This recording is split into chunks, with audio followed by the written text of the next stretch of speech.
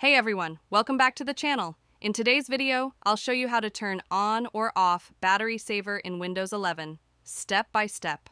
This feature is great if you're using a laptop and want to extend battery life, or if you just want to disable it for better performance. Let's get started.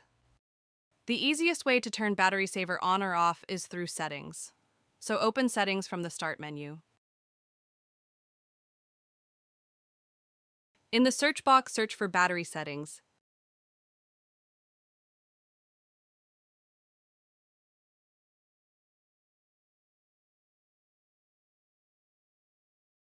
Next, click on Energy Saver. Here, you'll find a Battery Saver button. Click it once to turn it on and click again to turn it off. When it's on, your screen will dim slightly and background activity will be reduced to save power. And that's it. That's how you turn on or off Battery Saver in Windows 11.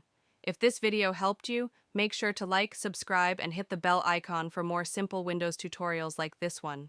Thanks for watching, and I'll see you in the next video.